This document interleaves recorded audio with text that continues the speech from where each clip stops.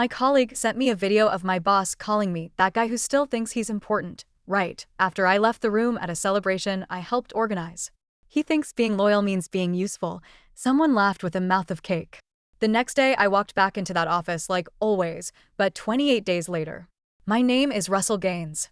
I'm 52 years old, have been living in Milwaukee most of my life, and for the last 17 years, I worked as a senior coordinator at Hemsley Events and Logistics. That's a fancy way of saying I handled a lot of the grunt work behind company banquets, trade expos, retirement send-offs, and yearly retreats where middle management learns new buzzwords to confuse their teams. For most of my career, I didn't complain. I didn't slack off. I came in early, stayed late, brought donuts on Mondays, and fixed the printer without being asked. I remembered the receptionist's birthday. I sent sympathy cards. I helped cover for people who forgot deadlines. Hell, I even stayed quiet when Marlon took credit for my project 3 years ago in front of the whole board. Though maybe being dependable would earn me some kind of respect. Maybe even a little dignity. I guess I just didn't know I was the office punchline. It started the day we threw a retirement party for Mr. Babcock, our regional director. 35 years with the company, and the guy had been something of a legend. The kind of old-school boss who still remembered your name, even if he hadn't seen you in a year. I went out of my way to make sure his send-off was perfect. Catered from a southern kitchen downtown, full bar, custom decorations. I even got his daughter's jazz trio to play a couple of songs. Spent 3 weeks pulling strings and working late nights to get it just right. The party went smoothly. Mr. Babcock gave a heartfelt speech about loyalty and legacy and talked about the early days when we still used fax machines and paper sign-in sheets. Everyone laughed politely. I stood off to the side near the photo montage, feeling proud. That feeling didn't last. I left the banquet hall for a few minutes to take a call from my ex-wife. She had questions about tuition payments for our daughter, Miriam. We've got an odd rhythm, her and I. Not quite friends, not quite enemies. We still talk, mostly about our kid. As I hung up and stepped back into the room, I noticed something in the air. It wasn't anything anyone said, just this, tightness. A few people looked away when they saw me. One of them laughed, then turned it into a cough. I brushed it off. That night, around 9:45, my phone buzzed. Lyle, a junior associate who had only been with the team about 5 months, had sent me a message. Just a short line and a video attachment. You should see what they said after you left. I hesitated. I didn't want to see it, but of course I opened it. The video started mid-conversation, clearly shot from behind a stack of gift bags or something. I could see the cake table and Marlon Davies, my boss, holding a plastic fork and eating like he hadn't had lunch. He was smirking, his tie a little loose. Around him were Tara from logistics, Jeff from finance, and a couple of others. Marlon leaned in a bit and said that guy still thinks he's important. Tara, who had frosting on her chin, laughed with her mouth full and said he thinks being loyal means being useful. More laughter followed. Jeff clapped like it was some kind of joke of the year. In the background, you could still hear my voice playing from the speakers during the toast I had given minutes earlier. I watched it twice. Then I sat there in my kitchen, lights off, hand on the countertop, feeling like I had just been zipper punched. I don't think I moved for nearly an hour. The next morning, I got up like usual. Brushed my teeth, ironed my shirt, packed a turkey sandwich in my lunchbox, and walked into that office like nothing had changed. But it had. Something broke. Not loudly. Not like glass. More like a slow bend in metal that doesn't snap, just warps quietly. I stopped helping. Stopped reminding Tara about shipment orders. Stopped flagging Marlon's scheduling mistakes. I watched deadlines slip and let people make their own messes. I kept quiet. I smiled. But I was watching. Lal gave me side glances for the first few days, probably wondering if I was going to blow up. I didn't. I just kept a record. Not of mistakes. Of names. 28 days after that party, I executed the plan I had been building in my head every night after work. Not with malice. Just precision. I called an old friend, Denise, who had left the company 5 years ago to start her own boutique event planning firm in Racine. She was sharp, professional, and most importantly, she remembered how people had treated me. She offered me a meeting. I drove out there on a Thursday. We sat down at a small cafe near the waterfront. Russ, I've been waiting for this call since I left that place. She said it with a grin and a sincerity that made me feel something I hadn't felt in a long time. You've got more experience than half my crew put together. I've got 5 contracts lined up and nobody to run point. You're perfect for this. That's how it started. By the following Monday, I had a formal offer. Full-time, better pay, remote options, and most of all, respect. I didn't quit right away. I wanted to time it right. The company was planning a massive event in Chicago for a client they had been courting for months. It was going to be the biggest showcase of the year. Hundreds of people. Complex logistics. It was scheduled for early April. And guess who had handled the same venue for the last 5 years? Yeah, me. I gave my 2 weeks' notice quietly. No fanfare. Just a folded piece of paper left on Marlon's desk. He wasn't there. I didn't need him to be. I walked out that Friday with my box of things. Nobody said anything. Nobody asked where I was going.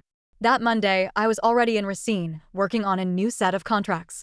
Meanwhile, back at the office, panic had started to set in. The event in Chicago began unraveling. The permits were filed late. The audio vendor pulled out. The fire inspection failed because someone forgot to update the building access form. People started scrambling. Marlon started calling. I saw his name on my phone screen twice. I didn't answer. Denise and I watched the news clip of the failed event the next day during lunch. I gotta admit, Russ, watching them crash like that. It was satisfying that I didn't say anything. I just nodded. It was. But it was also sad. Not because they deserved better, but because I had given so much to people who never saw me as more than furniture. The next week, I got a text from Lyle. You really left them in the fire, huh? I responded, I didn't light it. I've been at my new job for a month now. My daughter comes over on weekends and we cook together. She's got a wicked hand at lemon pepper chicken. I sleep better. I stopped checking my email past 7. I even started painting again, something I hadn't done in over 20 years. But there's still a part of me that thinks back to that moment. The video. The laughter. The cake. And it reminds me of something Denise said at the cafe, just as we were leaving. 3 weeks into the new job, I had to drive back into Milwaukee for a vendor negotiation. Just a quick afternoon meeting with one of the AV companies I used to work with. It was odd, being back. I drove past the old building. The parking lot was half empty. One of the windows had cardboard taped over it. I slowed down just a little, not enough to be obvious. I didn't miss it. That part surprised me. I thought maybe some part of me would ache, seeing the place I'd spent almost 2 decades in. But it was just a building now. Brick and glass. A hollow shell. What really caught me off guard was what happened later that evening. I had stopped by a sandwich shop near the lake, the same place I used to grab lunch on slow Thursdays. As I waited in line, I heard someone call my name from behind. Russ, I turned around and there was Jeff, the finance guy from the video. Hair a little messy, eyes a bit sunken. He looked like he had aged 10 years in 3 weeks. Well, the man of the hour. I kept my face still. Neutral. Hey Jeff, he scratched the back of his neck, shifted from foot to foot. Look, man. I didn't know they were recording that. I mean, we were just joking around. You know how Marlon is? He laughed, nervously. Anyway, it was messed up. You didn't deserve that. Honestly, things haven't been the same since you left. That Chicago mess? Tara took the blame for half of it, but Marlon, he's spiraling. I nodded slowly. Thanks for saying that. But I'm good now. He opened his mouth to say more, but I had already turned toward the counter. I didn't need to hear more. What was done was done. That night, as I sat at home, I got a message from Lyle again. They laid off 2 people today. Word is, Marlon's on thin ice. Thought you'd want to know. I didn't reply. Instead, I pulled out the canvas I had been working on. I had taken up painting again, mostly to keep my hands busy at night. But lately it has started to feel like something more. Not art, exactly. Just an expression. Quiet therapy. The piece was abstract. Deep blues, streaks of rust red, a jagged white shape cutting through the middle. I didn't name it, but if I had to, I might have called it Exit Wound. Miriam came by that weekend with her laptop and a bag of frozen pierogies. You should see what I'm working on for my video class, she said, flopping on the couch. We watched her latest project together, something about forgotten landmarks around the city. Her narration was soft but firm, and the shots were surprisingly good. I told her so. She smiled, pleased but trying not to show it. You're different lately, she said, not looking at me. How do you mean? I don't know. Lighter, I guess. Less tense. I thought about that. Maybe I am. She shrugged and changed the subject. I didn't push. Kids have a way of seeing what you're too proud to say out loud. By the end of the month, things at Hemsley were unraveling fast. I wasn't watching closely, but the industry grapevine is small. Marlon had lost another client. Tara had jumped ship to a competitor. Half the team had started looking elsewhere. Denise mentioned it during a Monday call. Your old crew's crumbling like wet cardboard, she said, sipping her tea. I didn't ask for updates, but she liked sharing them. I let her. There was a strange satisfaction in hearing it secondhand. Like justice without fingerprints. Mid-April, I had to attend a conference in Madison. Just a 2-day event, mostly networking. As I was walking through the exhibition hall, I spotted a familiar face at one of the booths. Lisa from marketing. She saw me at the same time. Russell, oh my God. You look great. Healthy, thanks, Lisa. She leaned in, voice lowered. It's chaos back there. I don't even know who's running logistics anymore. Everything's behind. Clients are bailing. I'm trying to get out too, I nodded. You'll land on your feet, she smiled, a little too gratefully. That was the thing about survivors. You could always see it in their eyes when the ship was still sinking. Later that night, I sat on the balcony of my hotel room with a cup of black coffee and thought about everything that had happened. About the years I gave that place. The late nights. The missed birthdays. They skipped vacations. About the laughter. That damn cake. I remembered the look on Marlon's face in the video. Not anger. Not even malice. Just dismissal. Like I had never mattered in the first place. Like I was a relic. And for a long time, I had believed him. It was hard to admit that. Harder still to realize I had built my whole sense of worth on people like him acknowledging it. I heard a ping on my phone. Denise again. New project starting in June. Big one. You'll want in, I replied simply. Count me in. Then I sat back, stared up at the stars above Madison, and let the silence settle around me like a blanket. It was the first time in a long time I didn't feel the weight of someone else's expectations crushing me down into my chair. And I realized something. Maybe leaving wasn't the punishment. Maybe it was the beginning. A few days after the Madison trip, Denise called me into her office. She rarely asked for face-to-face chats unless it was something important. I sat down across from her, and she was already scrolling through something on her tablet. I have a proposition for you, she said without looking up. All right, she finally met my eyes. I want you to lead the Atlanta project. Full scope. 3-day convention, 2 gala nights, multiple breakout rooms, live broadcast setups. You'd be the senior on it. Travel, housing, per diem, the whole nine. I blinked. Atlanta was no joke. A national-level tech convention, thousands of attendees, tight security, high-profile speakers. That's big, I know, she said. But I trust you. There was something in her voice that didn't ask for a yes. It assumed it. I'll do it good. You leave in 2 weeks. Take a few days next week. Rest up. You'll need your energy. I walked out of that office with a strange mix of nerves and excitement humming through my body.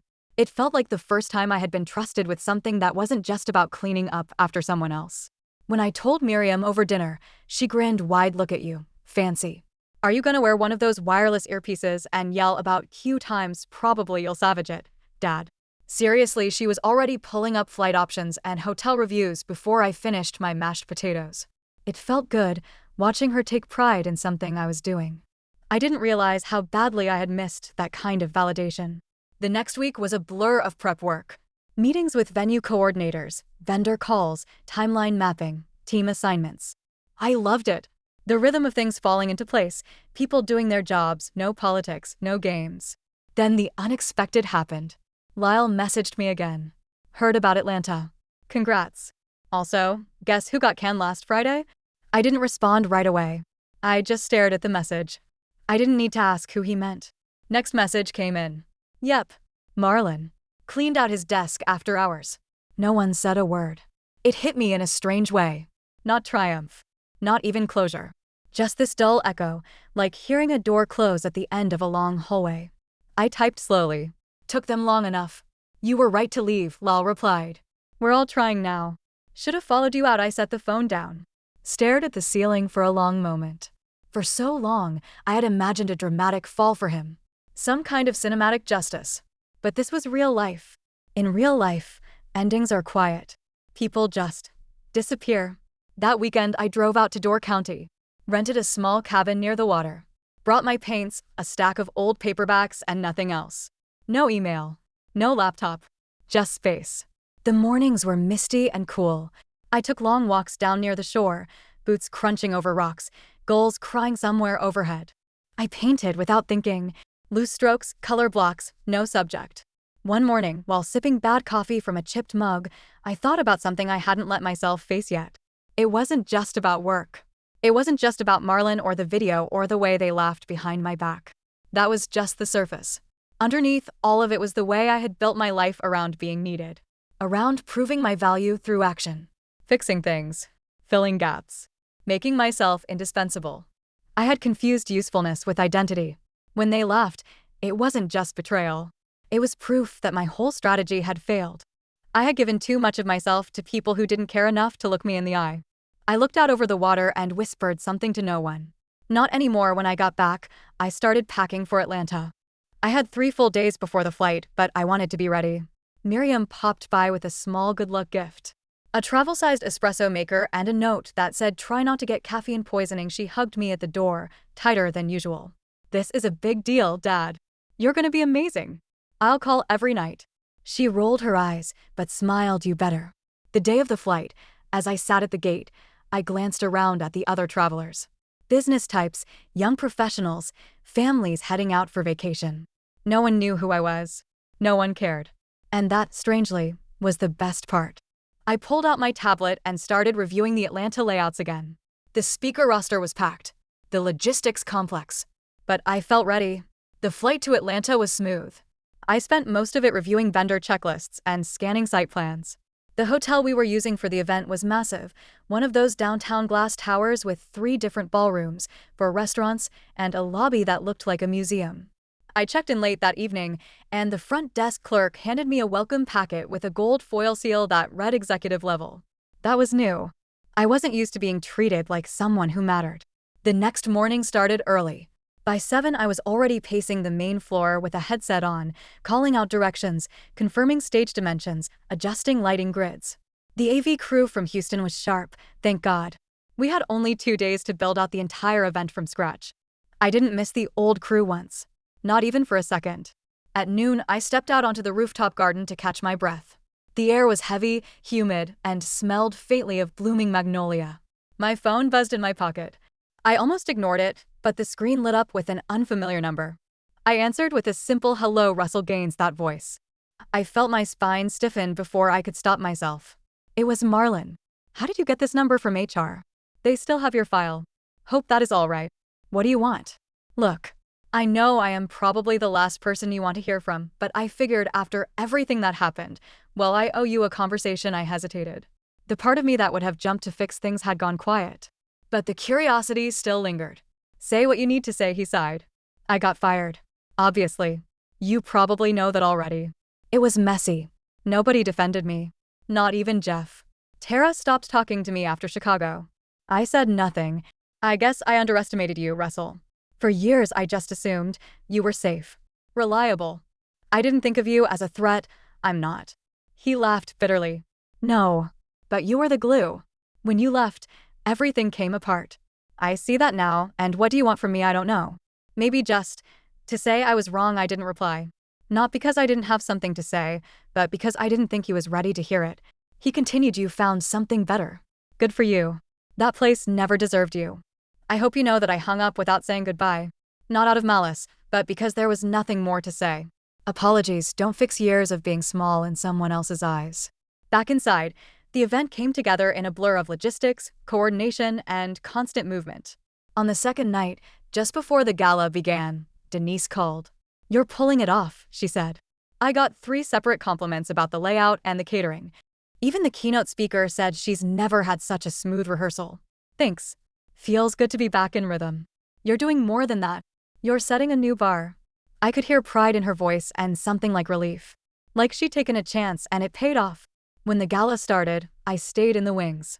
Watched the guests laugh, mingle, and drink. Watched the lights flicker across polished faces and high-end suits. And for the first time in years, I felt not just competent, but visible. Not flashy. Not loud.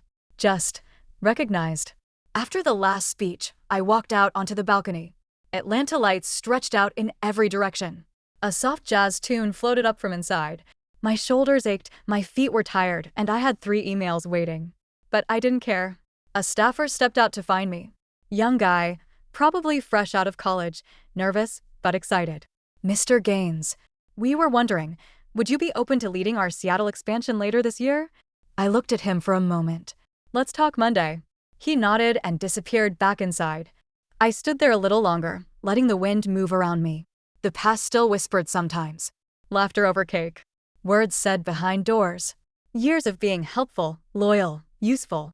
But they were quiet now, like old echoes in an empty room. And ahead of me, something new was taking shape. Still forming. Still uncertain. But mine. By the time I returned from Atlanta, the event was being called a model for corporate hospitality. Denise forwarded me half a dozen emails from attendees praising everything from the lighting to the stage pacing. One of the keynote speakers requested me by name for an upcoming healthcare summit. I printed that email and pinned it above my desk. Not out of ego, just a quiet reminder. I had learned something. Recognition, real recognition, has to come from the right places. From people who see you. 2 weeks later, I was in the middle of reviewing floor plans for a fundraiser in Chicago when I got an unexpected message from Lisa, the marketing coordinator from Hensley. Call me if you have a sec. Something weird was going on. I stepped out into the hallway and dialed her. She answered quickly, okay, so there is this rumor flying around. Jeff is telling people that you wrecked the Chicago event. That you were still with us during planning and intentionally pulled strings to make it collapse. I laughed. Not because it was funny, but because it was so incredibly predictable. I have email records that show my resignation. Time-stamped. I didn't even talk to anyone after I left. Yeah, I know. He is just trying to cover himself. But listen, this is the part you'll like. Go on. Our new regional director came in last week. She used to work with Denise years ago. They go way back. And guess whose name came up during the onboarding review? I paused. Mine. Exactly. Apparently Denise mentioned you during some vendor call and our new boss goes, wait, Russell Gaines? I've heard great things. That guy's a machine. Lisa chuckled. You should have seen Jeff's face when she said that. A wave of quiet satisfaction settled into me. Not a floating feeling. Not bitter. Just clean. So now what? She's asking questions. I want to know who was responsible for the Chicago disaster. She already asked for a full review of the event files and vendor records. People are squirming. Let them. I was about to hang up when Lisa added one more thing also. She asked for your portfolio. Said she wants to understand what the best people in the business are doing. Just thought you should know. I hung up and walked back into the meeting room with a new kind of clarity. Over the next few weeks, Denise and I began developing a new program for onboarding junior event staff. Training, shadowing, even guest lectures. She wanted me to lead it. I agreed on one condition. I wanted to include a session on workplace respect. Quiet contributions. The value of people who stay late, who fill in the gaps, who don't take credit but hold everything together. Denise just nodded. She got it. Miriam was the one who noticed the biggest change. You're like a different person these days, better or worse, better. You walk taller, I laughed. I guess I do. In mid-May, we hosted a networking event in Milwaukee. Small, high-end. Denise flew in for it. Just an evening for vendors and clients to mix. I walked through the hotel lobby an hour before it started and stopped short. Standing near the elevators, trying to look casual, was Marlon. His suit didn't quite fit the way it used to. His hair was thinner. He looked tired. I walked past him. He saw me. His face did something complicated. He stepped forward. Russell, I raised a brow. Didn't expect to see you here. This event is invite only. Yeah, well, I heard you were in town. Figured I'd stop by. Thought maybe we could talk. Maybe I could hand out some cards. You don't work in events anymore, I consult. Sometimes. I'm trying to rebuild. I nodded slowly. Good luck with it. I started to walk away. He called out to me again. I meant it, you know. Maybe you deserved better. But I gave myself better. That's the difference. I walked into the ballroom and left him standing there. No yelling. No drama. Just a clean exit. An hour later, Lisa arrived. She had officially resigned from Hensley and joined our team the week before. She fit in perfectly. After the event, Denise pulled me aside. You want the long-term role, right? Lead strategist? Head of production? Do you think I can do it? I don't offer titles to people who can't carry them. So? I smiled. Yeah, I want it. Then it's yours. By the time I got home that weekend, there were flowers on my porch. A note taped to the box with handwriting I recognized instantly. Proud of you. Miriam. I took the flowers inside, set them on the counter, and stood there for a long time. It wasn't just about revenge anymore. It was about becoming the kind of person who didn't need it. But there was still one more thing I needed to do. One more call. And when that conversation happened, everything finally came full circle. The call I needed to make wasn't to anyone at the company, or to Marlon, or even to Lisa or Denise. It was to Miriam. She picked up on the third ring, her voice relaxed. "Hey, what's up?" I leaned against the kitchen counter, staring at the flowers she'd left. There was something I needed her to hear from me, something I hadn't ever said in quite this way. "I just wanted to tell you that I'm proud of myself." There was a pause on the other end. Then her voice softened. "You should have told her the full story. Everything. The party, the video, the silence, the plan, the slow rebuild." I told her about the way it all finally came full circle, how Marlon showed up that night and stood on the other side of the glass, trying to be seen by someone who had once stood invisible. I told her how I walked away. She didn't say much while I talked, just listened. But when I finished, she said one thing that made everything land. "I'm proud of you too, Dad. You did the hard thing. You chose yourself." The next morning, I opened my laptop and pulled up a file I had avoided for a long time. It was a list I had made years ago. A quiet list, never shared with anyone. Names of people I admired, people I had worked with, people who had taught me something, directly or indirectly. At the top was my own name. I had added it 2 nights earlier, just before bed. I closed the file. A few weeks later, I accepted an award at a regional conference. Nothing flashy, just a plaque and a few kind words from a client I'd helped turn around. After the ceremony, someone asked me if I ever thought about the people I used to work with. If I missed them. If I regretted anything. I thought about it for a second. No, I don't miss them. But I remember them. They taught me where my line was. The real revenge wasn't their downfall. It wasn't Marlon being fired. It wasn't watching them scatter and shrink. It was this. Standing in a room full of people who respected me. Doing work that mattered. Being trusted. Having peace. They made me feel like loyalty was a weakness. But it wasn't. It was a strength. They just weren't worthy of it. And that was the last lesson they ever taught me.